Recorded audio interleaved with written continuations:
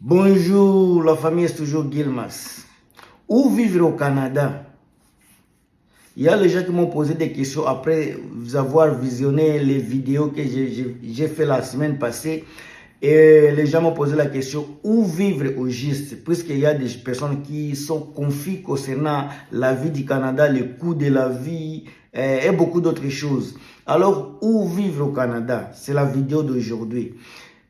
Avant que j'entre en détail dans la vidéo ici, si vous n'êtes pas encore abonné à ma chaîne ici de Gilmas Coaching, n'oubliez pas de me donner une chance encore de vous abonner à la chaîne ici et me donner encore une fois une chance de liker la vidéo. Une autre chose que je demande de votre part, c'est commenter si vous avez des commentaires, si vous avez des suggestions pour que je puisse vous amener des vidéos de qualité très prochainement. Alors, où vivre au Canada? Je vais vous énumérer certaines provinces, les logements et les épiceries avec les salaires horaires de base.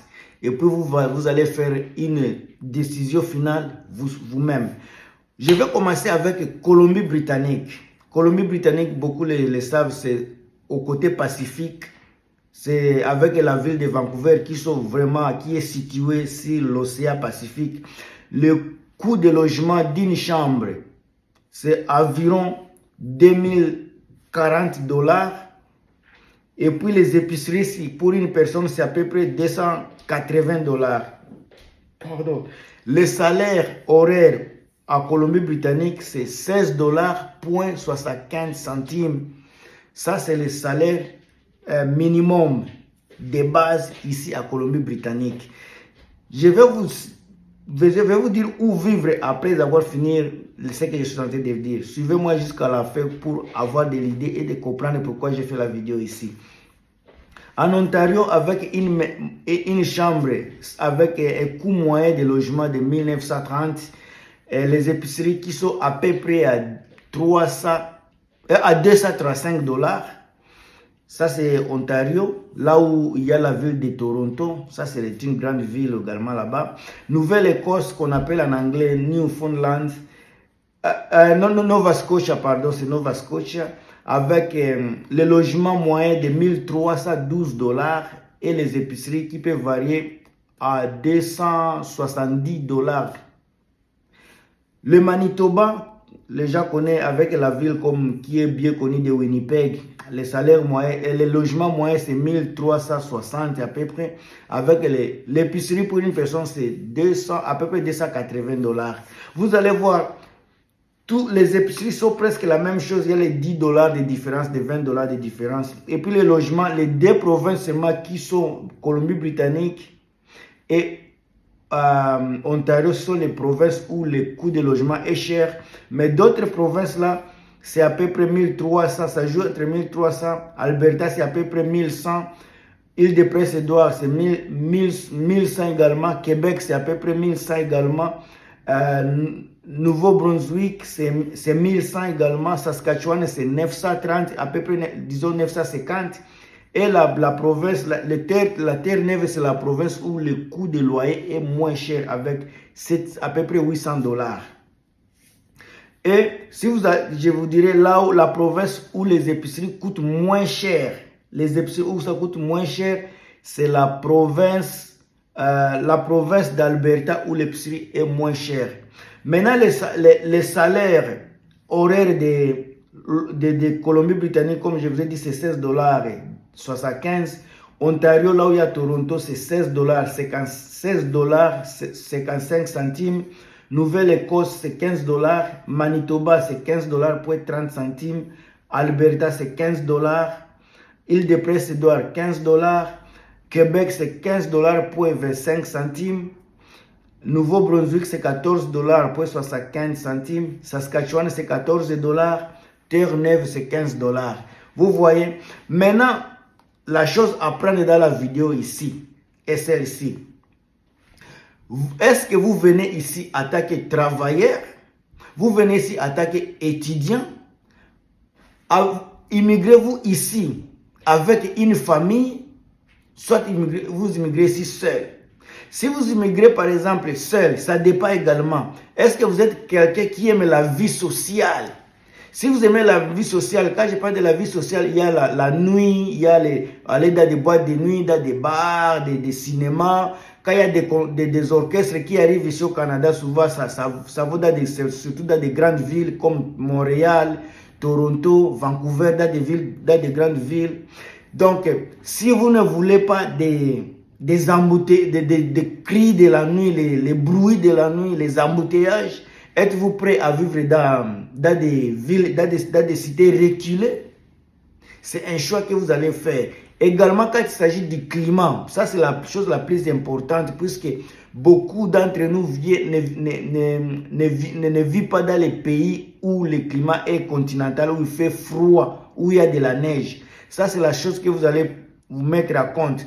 Il y a des provinces où il ne fait pas vraiment froid par rapport à d'autres. Alors c'est un choix pour vous. Moi je sais qu'au côté ouest du Canada, le climat est à peu près tempéré, c'est à peu près bien. Pour moi, je pense que c'est bien. Mais les gens qui sont à l'est du Canada, là, il y a beaucoup de tempêtes. Il y a vraiment des vents, il fait froid.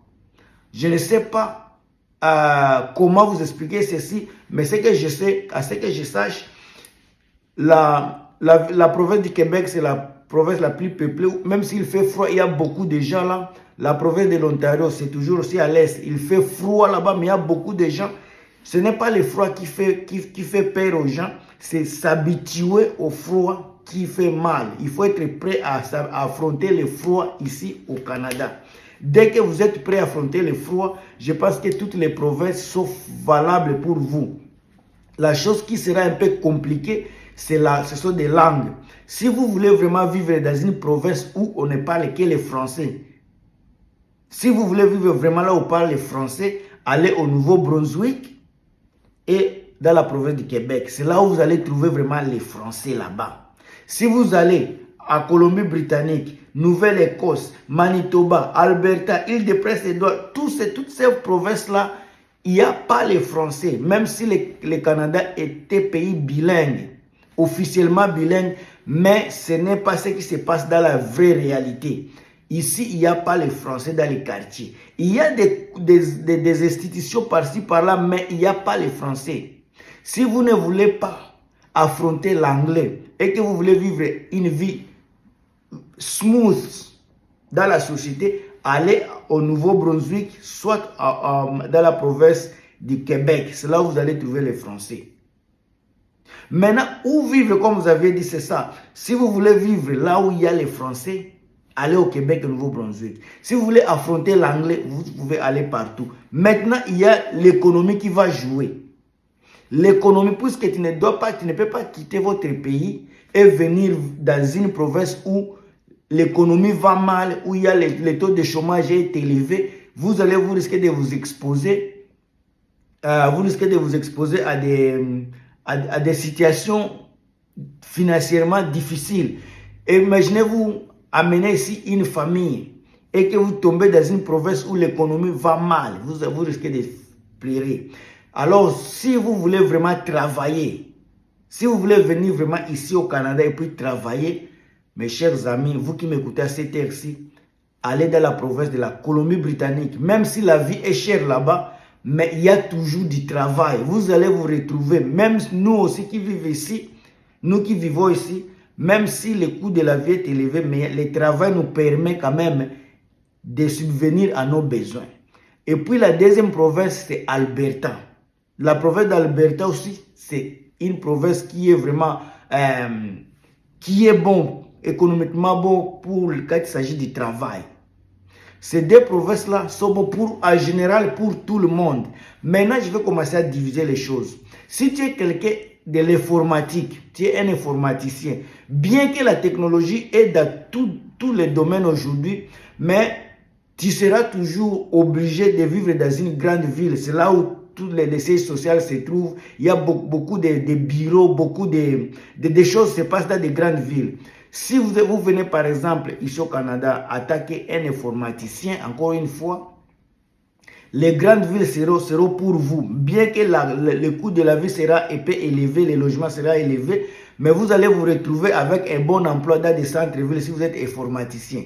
Par exemple, si vous allez à Montréal, dans les centres-villes de Québec, vous allez à Toronto, à Vancouver, à Calgary, Edmonton, des grandes villes comme ça, là, vous aurez toujours du travail puisque vous êtes dans l'informatique. Maintenant, si vous êtes quelqu'un qui est un agriculteur ne veut pas aller se jeter à Colombie-Britannique, soit dans la province de Québec ou bien, je sais pas, où. Vous allez aussi calculer où est-ce que l'élevage, soit l'agriculture, se fait au Canada. Je pense qu'Alberta, les provinces du centre là, la Prairie, les Saskatchewan, je sais pas, Winnipeg, ce sont des provinces où l'agriculture, l'élevage fait les rages. Donc chacun a son coin. Ce n'est pas parce qu'on t'a donné visa là que tu vas justement sauter dans le Canada comme ça. Il faut être stratège. Il faut faire étude du milieu et connaître ce que tu vas faire. Si tu n'as pas le plan B surtout, il faut te focaliser. Si tu es un agriculteur et que tu n'as pas un plan B, il faut aller au centre du Canada et peut-être soit en Alberta.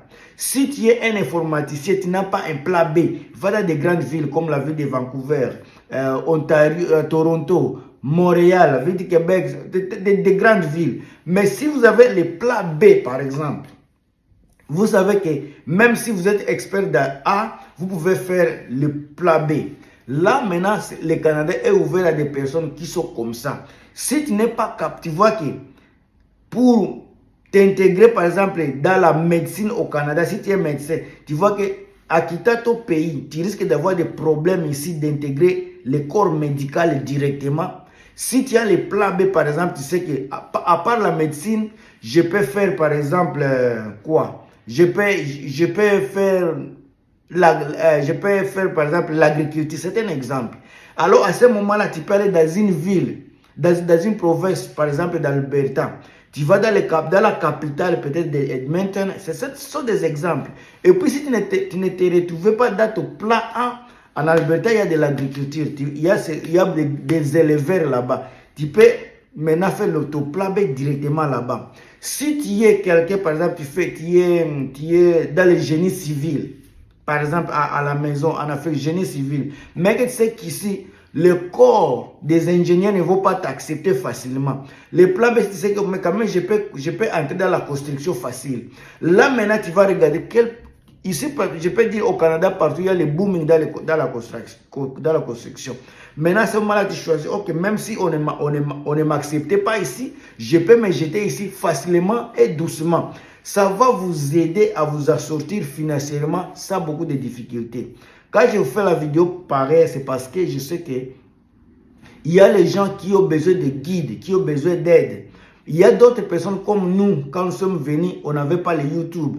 On ne savait rien. On est venu, on s'est jeté seulement dans l'océan et on a appris à nager. Mais vous qui êtes encore à la maison, au pays, de décider où partir et que votre destination est le Canada et que vous voyez la vidéo ici, j'ai fait la vidéo pour vous encourager, juste pour vous encourager et à vous avertir à ce qui pourra vous arriver ici. Je n'aime pas surtout les gens qui font des vidéos que pourquoi les gens quittent, pourquoi ici c'est difficile, pourquoi ces gens-là ne retournent pas à la maison, mais ils restent ici parce qu'ils savent que bien que c'est difficile, c'est encore mieux par rapport à là où vous étiez avant. Donc, vous qui êtes encore en Afrique, si vous passez venir ici au Canada, vous qui êtes aux États-Unis, si vous voulez venir au Canada, je pense qu'il faut toujours prendre des risques. Il n'y a pas une vie réussie sans prendre des risques. Prenez des risques parce que c'est votre vie. Si le risque souriait positivement, ça sera bien pour ta famille, pour toi et pour ta progéniture. Et n'oubliez pas de mettre les j'aime parce que je t'ai donné l'idée. On se voit très prochainement dans la prochaine vidéo. J'espère que je vous ai fait du bien. À plus.